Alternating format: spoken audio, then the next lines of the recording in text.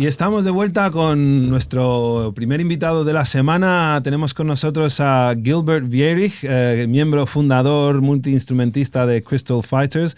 Gilbert, welcome to our Twitch studio. Oh, it's a pleasure to be here. I've seen this place online all the time, and now I'm finally here. It's and much you came bigger on a than I skateboard. thought. All the better. Yeah, absolutely. Got my Barcelona board here. Yeah. Do you leave it here or do you travel with it? Oh no, I leave it here. Yeah, they have one in every country. Yeah, no. Because it's a nuisance that traveling with a skateboard, I've tried it, and sometimes some airlines, they're like, no, that could be used as a weapon. So I've had to always like take the trucks off and just stick the board to the bag. And yeah, I used to skateboard in airports a lot, actually. I had a really small one, and you'd ride past these people and they'd be like, stop, and you just keep going. You go, I can't speak your language. Yeah. Well, now there's those suitcases that have a little what do you call it? Like a little scooter. Yeah. They're allowed. I swear I think there's an airport, I think Stockholm, where the people who work there actually have scooters, like proper scooters. Oh. I remember like seeing them, they're just like, this woman on a scooter just like, whoo, going off like that. Like really like magisterial, you know. Really I mean, it's some of the smoothest terrain you'll ever experience in an airport. It is nice. And there's miles of it. Yeah, exactly. Yeah. I've enjoyed that. This is my problem. I used to skateboard like years ago, and I still can't get out of my head like when I see a really smooth kind of floor. I'm like, it's like, that'd be lovely. That can you Oh imagine? God, that? it is lovely. Yeah. I can confirm. and when you look at like handrails and things like, I could have never done it even in my youth, but still I look at it, it's like skate porn, it's like seeing the perfect rail and the perfect floor and the perfect ledge. And I mean, I literally, if I'm walking or skating in Gothic or Bourne, you look down a corner, there's this beautiful curved alley of smooth and slightly rickety. Oh, it's just beautiful. Yeah. So Gilbert, like the history of Crystal Fighters has always been like, even till this day, you're still called a Spanish, Anglo-Spanish band. But what's the Spanish element in Crystal? Are there still members in the band that are from Spain? Because I know it was like that at the beginning. You had the Laura, who was from the Basque Country. And in fact, the band's name came from her grandfather's. Yeah, that's correct. Well, it's always the Basque Country. When we were first making music, it became like a huge inspiration point. We were making music together, trying to find sounds and trying to find genres. And it was only when we stumbled across this culture that was unknown to us, but so deep and rich in history, we were able to like come together and like agree like, oh, this is really cool, and become really inspired by it.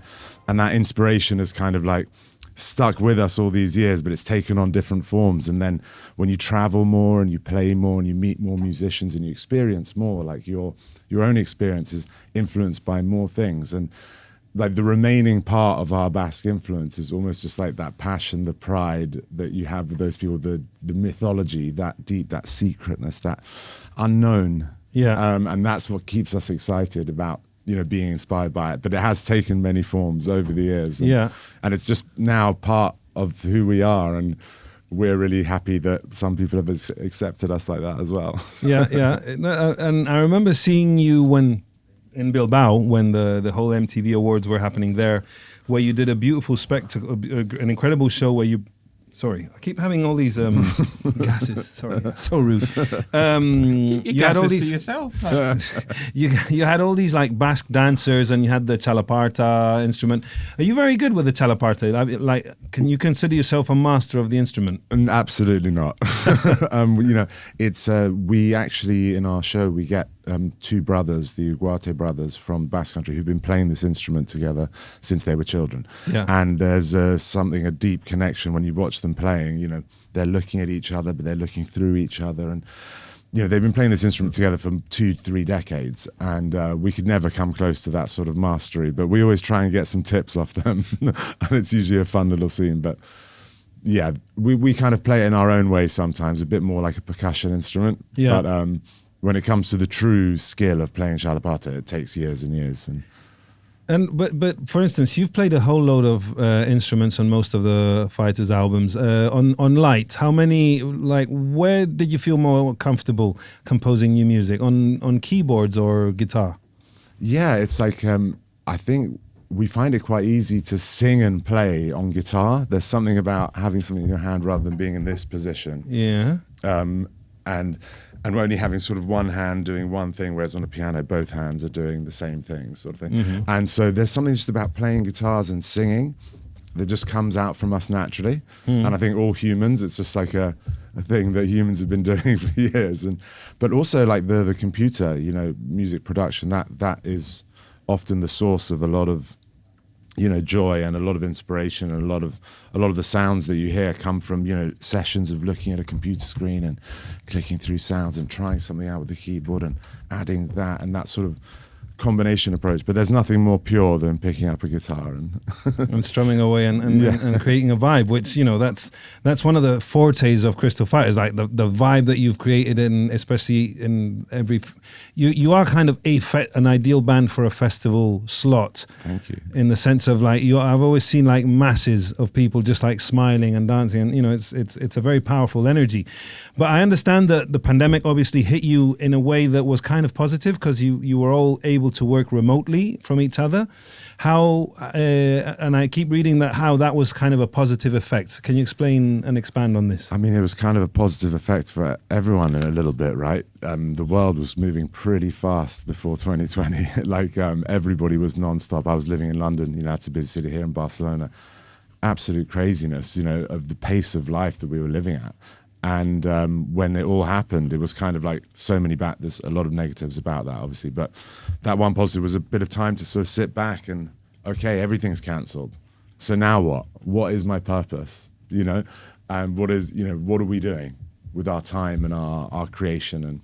And so it gave us that time to reflect and realize what was sort of important about the music. Like when we first started, we just wanted to make music to play to people on the weekends, to transmit that energy, just to make a song, play it on the weekend, not change it, you know, play it the next weekend, and that sort of process. And so when we started to, you know, write the new album, or at least get it together after a few years away and being able to think, and we had that core purpose in mind that maybe got lost through some major labels or whatever along the way, you know.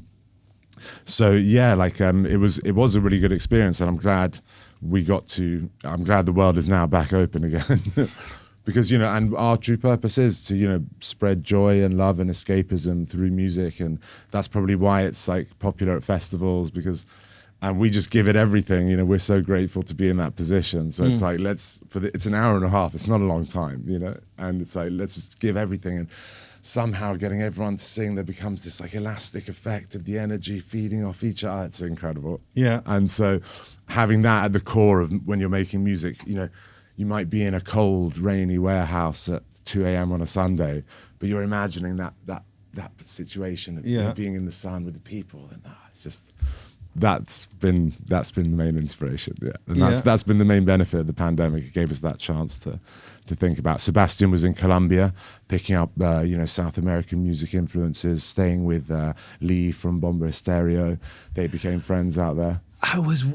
I hear Bomba Stereo all over this new record. Like, I just sort of think you'd make such great touring. Like, it would be a great double bill, because your vibes are very similar. Even though your sounds are you sound different, you have a similar vibe that's on a similar wavelength. I mean, so that makes sense. So he was hanging out with at her fancy hotel. Yeah, I think he was staying there. And various jam sessions. I think the whole village went into lockdown. Cool. And sometimes I get the sense that Sebastian got the best end of the pandemic. Like, you were stuck in London, Graham was stuck in Maine, which well, it seems nice, but you know, all of a sudden Sebastian gets stuck in Santa Marta on this Caribbean paradise. I'd take that. I think was there a little bit of envy, like, oh, you bastard, he's a cheeky little bugger if you're watching, because no, he was supposed to come back, because I was like, come on, bro, let's come back, let's make some tunes, you know, let's get this going. And he was supposed to go for a month, and then he like extended it by a month, and I was like, and then the pandemic hit. And then it's like he manifested to the universe, and he got what he wanted. Yeah, definitely. And they looked like they had an amazing time. Hopefully there's a song that might come out of that soon that we're working on. And but Lee Bomber Estera, what an incredible individual, incredible music, incredible person. Yeah. Strong voice, and as I said, I mean, she showed me. Like, I met her in Bilbao. She showed me like the complex. It's not a hotel. It's one of those beautiful paradisical, like luxury huts kind of, or. Well, no, not huts. I think it was a mixture of huts, and there was a bit of a building, but very chic, very, very beautiful looking. Colombia, just classic paradise, surrounded by plants, tropical plants, vegetation. Screensaver type vibes. Yeah, screensaver vibes. Yeah. I'll tell you where else is a paradise. You're gonna like this, Malaga. Sorry, because we've got Isovica in the chat. And she's from Malaga? Yeah. Shout out to Malaga. Exactly. ¿Qué pasa, Guilla? That she didn't see Crystal Fighters a few years ago and is really happy that you're playing Malaga for the first time since... Yeah, you've got a hell of a tour coming up in all over Spain and the rest of Europe. Tell us, how's that gearing up? We haven't been on tour since 2019, so it's really cool to have the new album Light Plus out and to get back playing like headline shows. We've been like only playing festivals, and there's a different vibe with like headline shows because you can like create and curate sort of more of an experience, and you can go deeper into the albums, whereas festivals tend to be more like greatest hits vibes, Yeah. So really excited to do that, and trying to revolutionize the show and do something a little bit different for us and work on these things. But yeah, can't wait. It's across all of Europe in February and March, and we're coming to Madrid, Barcelona at Razzmatazz, and Seville, all sorts of places. But this is the thing, like you have such a connection with Spain, obviously, from the band's history, but also, as I say, the audience is here. They just keep coming back and back for more, and every time you come, it's like a main event. Is that the same in the rest of Europe? I mean, is there another country that you can compare the love you get here? Do you get the similar reactions? We definitely, the reactions is like, we always used to make the joke, we're headlining even though we're not headlining. And to have that attitude of like when we were playing these shows where no one's heard of us in Belgium or Liège or wherever it might be in a small place in Holland. Yeah. And the idea like, all right guys, we're headlining, we're playing at 4 p.m. or something. And try and give that type of experience. And we tend to win them over. But in Spain, we've won them over, and we're here to stay. Yeah. And we love it here. It's incredible. I've got to say, I love it when bands do that. When like, because let's say you're playing 4 p.m. And maybe you don't have a big crowd, and like some bands just like crumble under that and just like get in a bad mood. And it's just, I love it when bands just like, I don't care, we're going for it, and then you win over people. It's amazing. Yeah, the goal is to be the best band of the day on that stage, right? Yeah. But we once played a stage with same stage, Kendrick Lamar, Liam Gallagher, and Slayer. So we didn't win that day, but really, an honourable second. It's with the judges. But you do have a winning formula, which is like incredibly positive vibes. And I mean, on the new album, it's full of it. The cover alone, the cover of the new album is gorgeous. Can we find it somewhere? Yeah, got it here. Let's see, en realización podemos pintar la imagen de la portada del disco. It's beautiful artwork. Who did that? Yeah, that is Marcelo Pinel. He is a amazing, modern, mystical, spiritual, digital artist, operating in that sort of crypto art space as well. Okay. And we'd seen his work, and it's he actually does animation, so that is a full animation as well, which you can't put on a vinyl cover, unfortunately, but yet. And he's just this incredible digital artist. And when we saw his stuff, it was just like mind-blowing, psychotropic, imagined paradises, and so we said, oh, would you be up for doing something? And I don't think he works with bands that much, and we were really lucky that he said yeah. And so we referenced our first album, which is our most popular album. I love their old stuff sort of vibes. And so we wanted to, because we were like trying to go back to our roots a bit sonically and with our purpose and everything, we wanted to like reference that original artwork in a new era. And so that's it's a similar scene, but totally reimagined and hopefully progressed as well, while keeping sort of our core purposes in there. You know what I'm saying? Yeah. But incredible artist. Check him out, Marcelo Pinel, Pinel. Incredible. Do you do like? Do you just like DM people like through social media? Yeah, Yeah. It's not like the label and stuff putting you together, and no, it's like it's easier these days, isn't it? I think in this case it was like Graham had seen the artist and showed us, and we were like, amazing. He showed us like a few years ago or something, and we were like, this is incredible. And so when it came round, it was like, all right, Sebastian, text him. So how do you divide the work between the band apart from like making composing either remotely or together? The scenario is usually you get together in a space and you compose, yeah.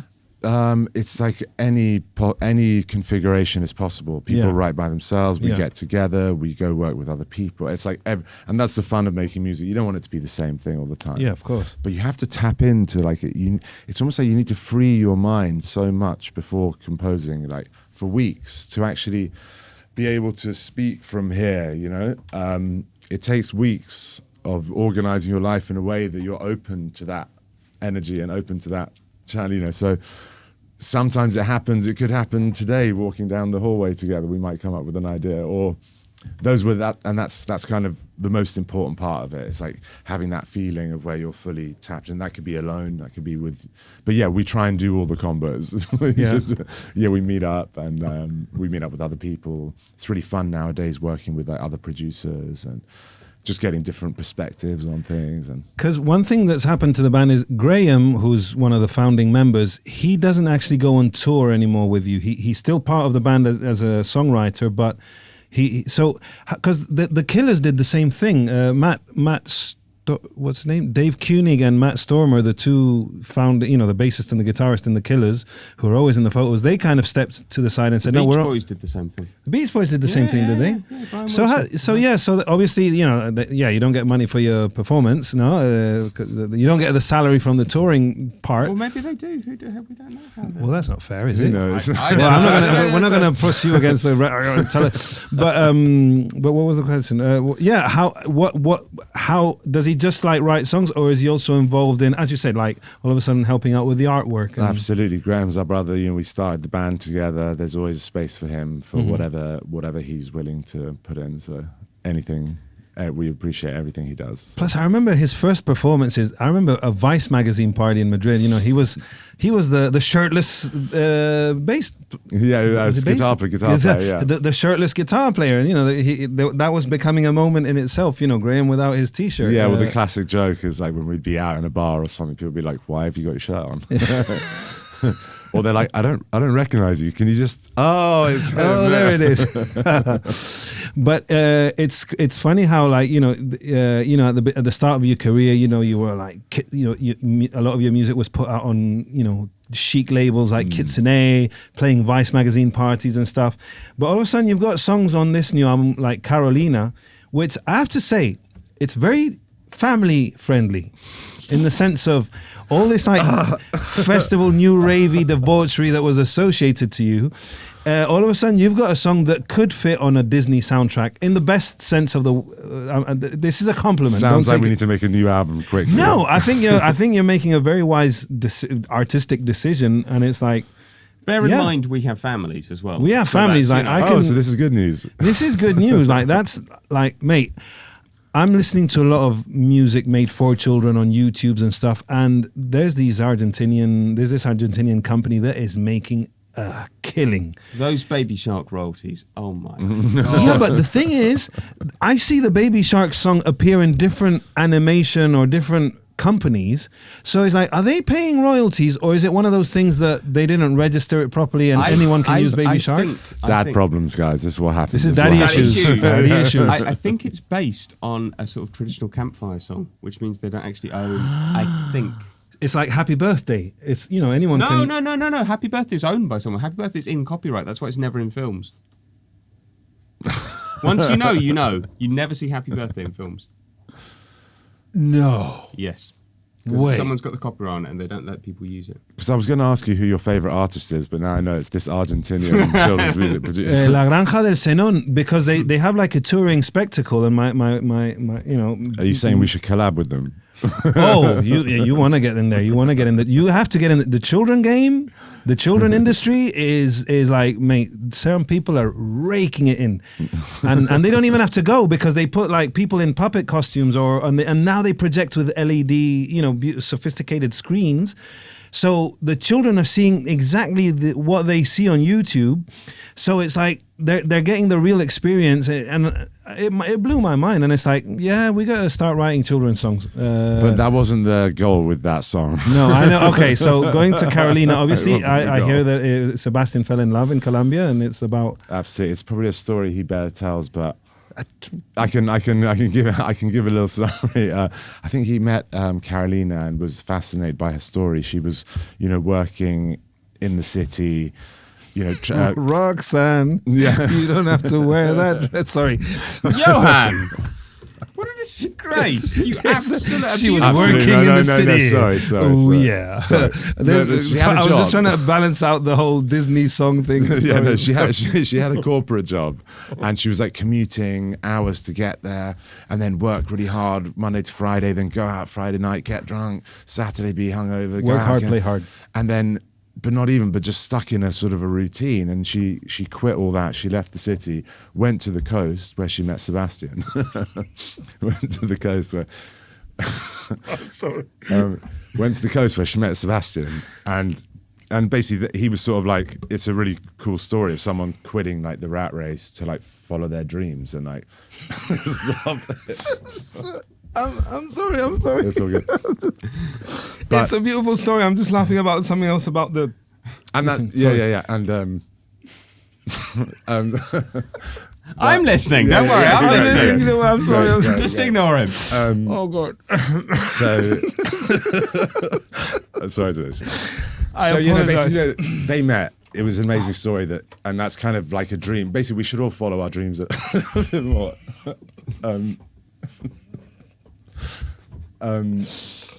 Yeah. Yeah. So and yeah.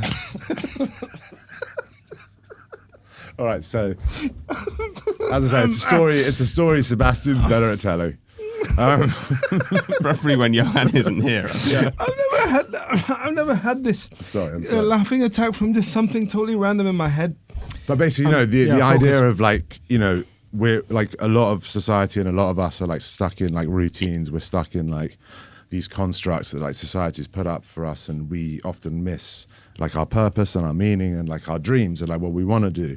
And sometimes it's like a really difficult step to like leave your job that's like paying you and keeping, having a car and a flat and all these things.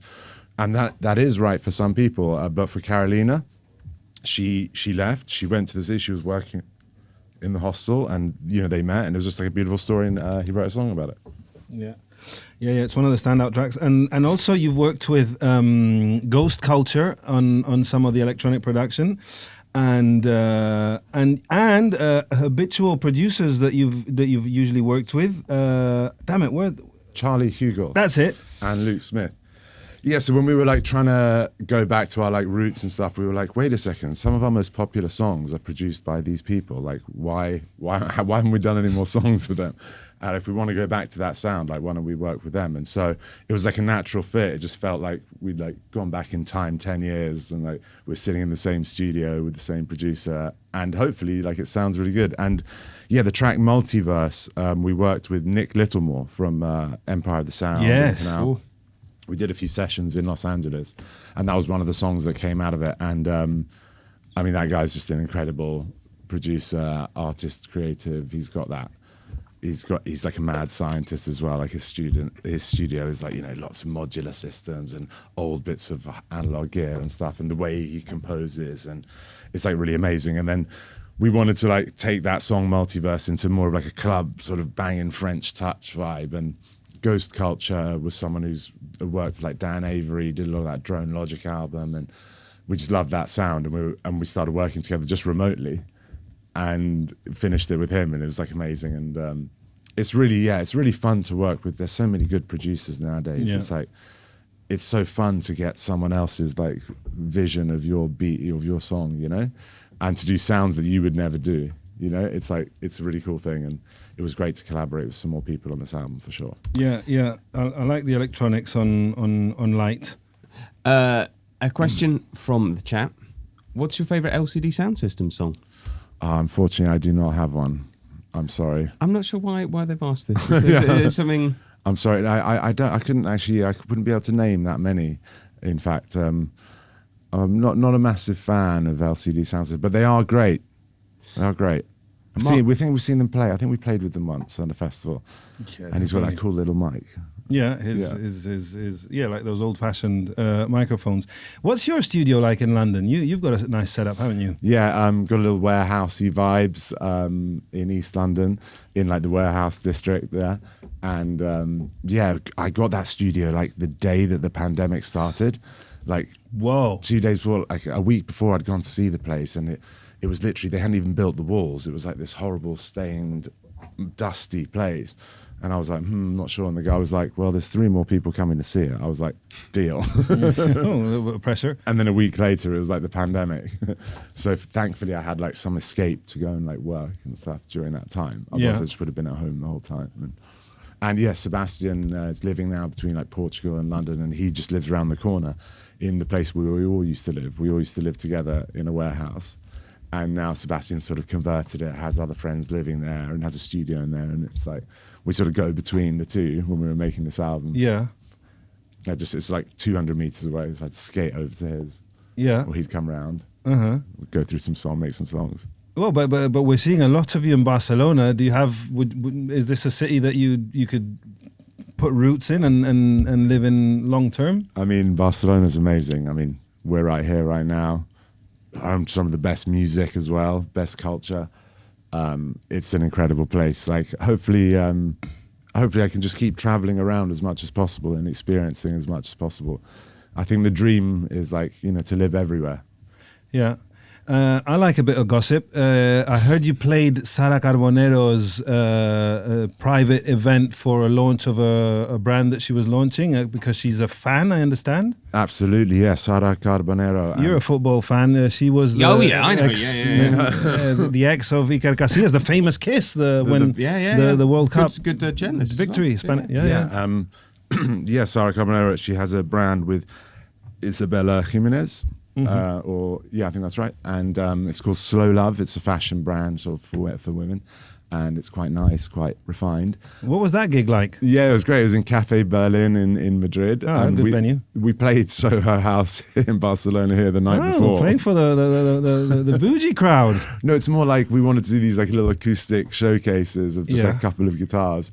And yeah, with Sara Carbonero, it was like, full fashion crowd. Everyone was sort of wearing black on black, and but it was really cool because once you start playing and everyone starts singing and dancing, and then it doesn't matter where we are, if they're really famous celebs or fashionistas, or it doesn't matter. But she's really cool, and there was also a great band, Primavera Collective, which is sort of like a cumbia live band. That played before us as well, so Primavera Collective, you should check those out as well. And tell me about